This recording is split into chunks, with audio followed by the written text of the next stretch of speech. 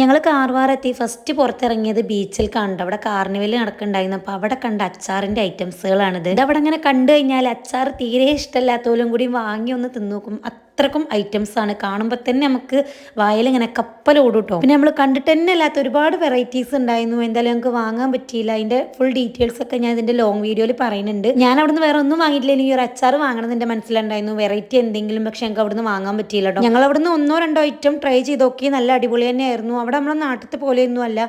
ഷോപ്പുകളൊക്കെ പെട്ടെന്ന് അടക്കണം. നമ്മുടെ നാട്ടിൽ എത്ര വൈകിയാലും ഉണ്ടാവുമല്ലോ. ഇതിൻ്റെയൊക്കെ ഫുൾ വീഡിയോ നമ്മൾ ചാനലിൽ അപ്ലോഡ് ചെയ്തിരിക്കണം. ഞാൻ ഈ വീഡിയോയുടെ താഴെ കൊടുക്കാൻ കാണാത്തവരുണ്ടെങ്കിൽ ജസ്റ്റ് കണ്ടോക്കുക. പിന്നെ നമ്മൾ പേസ്ട്രി കേക്കും കൂടി വാങ്ങി അവിടുന്ന് കഴിച്ചിരുന്നു. പിന്നെ രാത്രി നമ്മൾ പുറത്തുനിന്ന് ഫുഡ് കഴിച്ചിട്ടുണ്ടോ വന്നത്. രാവിലെ അതാ ബൂരിയും ഇഡ്ഡലിയും ചിക്കൻ കറിയും കാര്യങ്ങളൊക്കെ ഉണ്ടായിരുന്നു. ഉച്ചക്ക് ചിക്കൻ ബിരിയാണി ആയിരുന്നുണ്ടോ. അപ്പോൾ അതൊക്കെ കഴിച്ച് ഞങ്ങൾ നേരെ ഷിഫനെ കാണാൻ വേണ്ടി പോയി. ഷിഫ എന്ന് പറഞ്ഞാൽ എല്ലാവർക്കും അറിയുന്നു വിചാരിക്കണു. നിതയുടെ ഫ്രണ്ടാണ്. ഓൾ നാട്ടിൽ വന്നിരുന്നു. കല്യാണ ടൈമിൽ നമ്മൾ എല്ലാ വീഡിയോയിലും ഓൾ ഉണ്ടായിരുന്നു. അവിടുന്ന് ഓളെ കണ്ട് പിന്നെ തിരിച്ച് മുത്തമാൻ്റെ വീട്ടിൽ പോയി ലഗേജ് ഒക്കെ എടുത്ത് ഞങ്ങൾ നേരെ ഗോവയ്ക്ക് പോയിട്ടോ. റെയിൽവേ സ്റ്റേഷനിലെത്തി അവിടെ കുറേ ടൈമുള്ളതുകൊണ്ട് തന്നെ ഒരു ഡാൻസും കളിച്ച് നേരെ ട്രെയിനിൽ കയറിയപ്പോഴാണെങ്കിലും ഭയങ്കര ട്രാജഡി. ഈ ഒരാൾ കാരണം കുറച്ച് നമ്മളെല്ലാവരും ടെൻഷനായി. എന്താണെന്നൊക്കെ നമ്മൾ ലോങ് വീഡിയോയിലുണ്ട്. നെക്സ്റ്റ് ഷോർട്സിലും ഞാൻ ഈ ഒരു കാര്യങ്ങൾ ഡീറ്റെയിൽ ആയിട്ട് പറയുന്നുണ്ട്. കുറച്ച് നേരം ടെൻഷൻ ആയെങ്കിലും പിന്നെ ഞങ്ങൾ എല്ലാവരും ഒരുമിച്ചിരുന്ന് അടിപൊളിയായിട്ട് തിരിച്ചു പോയി. എന്താ കാര്യം എന്നൊക്കെ ഉള്ളത് ഞാൻ നെക്സ്റ്റ് വീഡിയോയിൽ ഇടാം കേട്ടോ.